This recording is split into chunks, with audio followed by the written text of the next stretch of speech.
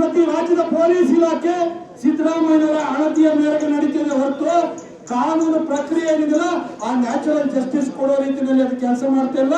ಸಿದ್ದರಾಮಯ್ಯನವರ ಕಪಿ ಮುಷ್ಟಿಯಲ್ಲಿ ಪೊಲೀಸ್ ಇಲಾಖೆ ಇದೆ ಅಂತ ಅರ್ಥವಾಯ್ತಲ್ಲ ನನಗೆ. ಈ ಪೊನ್ನಣ್ಣ ಎಂತ ಲಾಯರ್ ಅಂತಂದ್ರೆ ಲೀಗಲ್ ಲ್ಯೂಮಿನರಿ ಅಂತ. ಕಾವೇರಿ ವಿಚಾರ ಬಂತು, ಸಿದ್ದರಾಮಯ್ಯ ಮುಖ್ಯಮಂತ್ರಿ ಆದ ಕೂಡಲೇ ಬರ ಬಂತು ಇಡೀ ರಾಜ್ಯಾದ್ಯಂತ. ಕಾವೇರಿ ಬರದಾಗುವಂತ ಪರಿಸ್ಥಿತಿ ಬಂತು. ಕಾವೇರಿ ವಾಟರ್ ರೆಗ್ಯುಲೇಟರಿ ಕಮಿಷನ್ ಇರ್ಬೋದು, ಕಾವೇರಿ ವಾಟರ್ ಮ್ಯಾನೇಜ್ಮೆಂಟ್ ಅಥಾರಿಟಿ ಇರ್ಬೋದು, ಅಲ್ಲಿ ಹೋಗಿ ನಮ್ಮ ಅಹವಾಲು ಮಾಡಿಸಿ ನಮ್ಮ ಕುಡಿಯೋಕೆ ನಮಗೆ ನೀರಿಲ್ಲ ಅಂದಾಗ ನ್ಯಾಯ ಕೊಡಿಸಕ್ಕೆ ಪನ್ನಣ್ಣನ ಯೋಗ್ಯತೆ ಆಗ್ಲಿಲ್ಲ. ಆದ್ರೆ ಕಾನೂನು ಸಲಹೆಗಾರ ಅಂತ ಹೇಳಿ ಎಸ್ಕಾರ್ಟ್ ವೆಹಿಕಲ್ ಹಾಕೊಂಡು ಕೊಡಗಿನ ಸುತ್ತ ಓಡಾಡ್ತಾ ಇರ್ತಾರೆ. ಅದೇ ರೀತಿಯಲ್ಲಿ ಸಿದ್ದರಾಮಯ್ಯ ಸೈಟ್ ವಿಚಾರ ಬಂದಾಗಲೂ ಕನಿಷ್ಠ ಜ್ಞಾನ ಇಟ್ಕೊಂಡು ಅಡ್ವೈಸ್ ಕೊಡಕ್ಕಾಗಲಿಲ್ಲ. ಸೈಟ್ ವಾಪಸ್ ಕೊಡಿ, ಇದು ಕಳ್ಳತನದಿಂದ ತಗೊಂಡಿದ್ದು ಅಂತ ಹೇಳಿ. ಅಂತಹ ಪೊನ್ನಣ್ಣ ಕಾನೂನು ಪಾಠ ಹೇಳ್ತಾರೆ. ಏನು ವಾಟ್ಸಪ್ ಅಲ್ಲಿ ಬಂದಿದ್ದ ಮೆಸೇಜ್ ಇದೆಯಲ್ಲ ಅದನ್ನ ಡೈನ್ ಡಿಕ್ಲರೇಷನ್ ಡೆತ್ ನೋಟ್ ಅಂತ ಪರಿಗಣಿಸಕ್ಕಾಗಲ್ಲ ಅಂತ. ಹಾಗಾದ್ರೆ ವಾಟ್ಸಪ್ ಗ್ರೂಪ್ ನಲ್ಲಿ ಒಬ್ಬ ಅಡ್ಮಿನ್ ಆಗಿರೋ ವಿರುದ್ಧ ಯಾವ ರೀತಿ ಎಫ್ಐಆರ್ ಹಾಕ್ಸ್ತೆ ಪೊನ್ನಣ್ಣ? ಆತ ಪೋಸ್ಟ್ ಮಾಡಿರಲಿಲ್ಲ, ಆತನ ವಿರುದ್ಧ 107 ಕೇಸ್ ಹಾಕ್ತೀನಿ, ಈ ರೋಡ್ ಶೀಟ್ ಓಪನ್ ಮಾಡಿಸ್ತೀನಿ ಅಂತ ಯಾವ ರೀತಿ ಧಮಕಿ ಕೊಟ್ಟಪ್ಪ? ಕಾನೂನಿನ ಜ್ಞಾನ ಇದೆಯಲ್ಲ ನಿಮಗೆ? ಈ ರೀತಿ ಕಾರ್ಯಕರ್ತರನ್ನು ಅವಹೇಳನ ಮಾಡದ ಇದರ ವಿರುದ್ಧ ಏನ್ ಮಾಡಿದ್ರು ಪೊನ್ನಣ್ಣ? ನಾಪಕ್ಲಿನಲ್ಲಿರುವಂತ ಗಬ್ಬೆದ್ದಿರುವಂತ ಟಾಯ್ಲೆಟ್ಗೆ ನಿನ್ ಫೋಟೋನ ಹಾಕ್ಬಿಟ್ಟು ಕ್ಲೀನ್ ಮಾಡ್ಸಪ್ಪ ಅಂತಂದ್ರು. ಏನು ಬೆಂಗಳೂರಿನಲ್ಲಿ ಕೋರ್ಟ್ಗಳಲ್ಲಿ ಕೇಸ್ಗಳು ಫಿಕ್ಸ್ ಮಾಡ್ಕೊಳ್ಳೋದು, ಕಾಸು ಮಾಡೋದು, ಇಲ್ಲಿ ರಿಯಲ್ ಎಸ್ಟೇಟ್ ಮಾಡೋ ಕಾಸು ಮಾಡೋ, ಇಲ್ಲಿ ಬಂದೇನೋ ಚುನಾವಣೆಗೆ ಒಂದ್ಸರಿ ಗೆದ್ದು ಬಿಡ್ತೀರಿ. ಆದ್ರೆ ಚುನಾವಣೆಗೆ ಗೆದ್ದು ಬಿಡ್ಬೋದು ಒಂದ್ಸರಿ ದುಡ್ಡು ಖರ್ಚು ಮಾಡಿ. ಆದ್ರೆ ಜನರನ್ನು ಮನಸ್ಸು ಗೆಲ್ಲಬೇಕು ಅಂತಂದ್ರೆ ಜನರು ಟಾಯ್ಲೆಟ್ ಕ್ಲೀನ್ ಮಾಡೋದು ಮಾಡಲೇಬೇಕು. ರೋಡ್ಗೆ ರಸ್ತೆ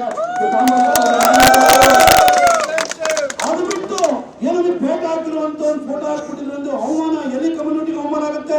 ನೀ ಅಸಮರ್ಥ ವ್ಯಕ್ತಿ, ನಿಷ್ಕ್ರಿಯ ವ್ಯಕ್ತಿ ಅಂತ ಹೇಳ್ಬಿಟ್ಟು ಸಾಮಾಜಿಕ ಜಾಲತಾಣದಲ್ಲಿ ಬರ್ತಿತ್ತು. ನಮಗೂ ಕೂಡ ಸಾಮಾಜಿಕ ಜಾಲತಾಣದಲ್ಲಿ ಕೆಟ್ಟದಾಗಿ ಬೈತಾರೆ. ಸತ್ಯಕ್ಕೆ ದೂರವಾಗಿದ್ದ ನಿರ್ಲಕ್ಷ್ಯ ಮಾಡ್ತೀವಿ. ಜನ ಹೇಳ್ತಿರೋಂತ ವಿಚಾರ ಸರಿ ಇದೆ ಅಂತ ಹೇಳಿದ್ರೆ ಸ್ಪಂದಿಸುವಂತ ಕೆಲಸ ಮಾಡ್ತೀವಿ. ನಮ್ಮಿಬ್ಬರು ಶಾಸಕರು 25 ವರ್ಷ ಇದೆ ಭಾಗದಲ್ಲಿ ಶಾಸಕರಾಗಿ, ಸಚಿವರಾಗಿ, ಸಭಾಧ್ಯಕ್ಷರಾಗಿ ಕೆಲಸ ಮಾಡಿದ್ದಾರೆ. ಆದ್ರೆ ಅಪ್ಪಚ್ಚು ರಂಜನ್ ಅವರು, ಗೋಪಾಯಿನವರು ತೀರಾ ಅತಿರೇಕಕ್ಕೆ ಹೋದಾಗ ದೂರು ಕೊಟ್ಟಿರಬಹುದು ಹೊರತು ಅವರಿಂದ ಯಾರಿಗೋ ಒಬ್ಬ ಕಾಂಗ್ರೆಸ್ ಕಾರ್ಯಕರ್ತರಿಗೆ ಕಿರುಕುಳ ಹಾಕಿ ಕಾಂಗ್ರೆಸ್ ಕಾರ್ಯಕರ್ತ ಆತ್ಮಹತ್ಯೆ ಮಾಡ್ಕೊಂಡಂತ ಒಂದು ಉದಾಹರಣೆ ಕಳೆದ 25 ವರ್ಷಗಳಲ್ಲಿ ಇದೆಯಾ? ಉದಾಹರಣೆ. ನಮ್ಮ ಶಾಸಕರು ಇಲ್ಲಿಗೆ ಯೂನಿವರ್ಸಿಟಿನೂ ತಂದ್ರು, ಇಲ್ಲಿಗೆ ಮೆಡಿಕಲ್ ಕಾಲೇಜು ತಗೊಂಡ್ಬಂದ್ರು, ಗೌರ್ಮೆಂಟ್ ಇಂಜಿನಿಯರಿಂಗ್ ಕಾಲೇಜ್ ತಂದ್ರು, ಎಲ್ಲಾ ಕೆಲಸ ಮಾಡಿದ್ರು, ಜನರು ವಿಶ್ವಾಸ ಕಳಿಸಿದ್ರು. ಆದ್ರೂ ಕೂಡ ಜನ ಟೀಕೆ ಮಾಡಿದಾಗ ಅವರಿಗೆ ತಲೆವಾಗಿ ನಡೆದ್ರು. ಆದ್ರೆ ಈ ಇಬ್ಬರು ಕೂಡ ಬಂದ್ 2 ವರ್ಷ ಆಯ್ತು, 2 ರೂಪಾಯಿ ಅನುದಾನ ತಂದಿಲ್ಲ. ಆದ್ರೆ ನಿಮ್ಮನ್ನ ಯಾರು ಪ್ರಶ್ನೆ ಮಾಡಿ ಕೂಡ ಎಫ್ಐಆರ್ ಮಾತ್ರ ಹಾಕ್ಸ್ತೀರಿ. ಯಾವನವನು ತೆನ್ನಿಯ ಮೈನ ಅವನು ನಿಮಗೆ ವಾಟ್ಸ್ಆಪ್ ಗ್ರೂಪ್ ನಲ್ಲಿ ಯಾರಾದ್ರೂ ಮೆಸೇಜ್ ಹಾಕಿದ್ರೆ ನಿಮ್ಮಲ್ಲಿ ಎಫ್ಐಆರ್ ಹಾಕ್ತೀನಿ ಅಂತ ಧಮಕಿ ಕೊಡ್ತಾನೆ. ನಿಮ್ ಚೇರ ಅಲ್ವಾ? ಅವನ ಮುಖಾಂತರ ಧಮಕಿ ಕೊಡಿಸಿರ ಪೊನ್ನಣ್ಣ. ವಿನಯ್ ಸೋಮಯ್ಯ ಯಾರು ಅಂತ ಗೊತ್ತಿಲ್ಲ ಅಂತಿರಲ್ಲ. ಎಫ್ಐಆರ್ ಮಾಡಿಸ್ಬೇಕಾದ್ರೆ ಗೊತ್ತಿರ್ಲಿಲ್ವಾ? 107 ಹಾಕ್ತೀನಿ ಅಂತ ಹೇಳ್ಬಿಟ್ಟು ರೌಡಿ ಶೀಟ್ ಓಪನ್ ಮಾಡಿಸ್ತೀನಿ ಅಂತ ಕಾನ್ಸ್ಟೇಬಲ್ ಮುಖಾಂತರವಾಗಿ ಕಾಲ್ ಮಾಡಿಸ್ಬೇಕಾದ್ರೆ ವಿನಯ್ ಸೋಮಯ್ಯ ಗೊತ್ತಿರಲಿಲ್ಲ ನಿಮಗೆ?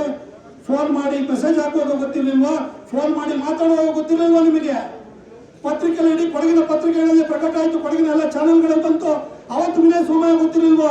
3 ಕಿಡಿಗೇಡಿಗಳ ವಿರುದ್ಧ ಎಫ್ಐಆರ್ ಅಂತ ಬಂದಿಲ್ಲ. ಓದ್ತಿಲ್ವಾ ಪೊನ್ನಣ್ಣ? ಓದ ಅಭ್ಯಾಸ ಇಲ್ವಾ? ಇಂತ ಪೊನ್ನಣ್ಣ ನಿಮ್ಮಿಂದಲೇ ಗೊತ್ತು. ಕೊಡಗಿನಲ್ಲಿ ಪಾಕಿಸ್ತಾನದ ಬಾವುಟವನ್ನು ಹಾರಿಸಿದವರ ಪರವಾಗಿ ವಕೀಲಿಕೆ ವಹಿಸಿದಂತಹ ವ್ಯಕ್ತಿಯ ಮಗ ಅಂತ ನಮಗೆ ಗೊತ್ತು ನೀವು.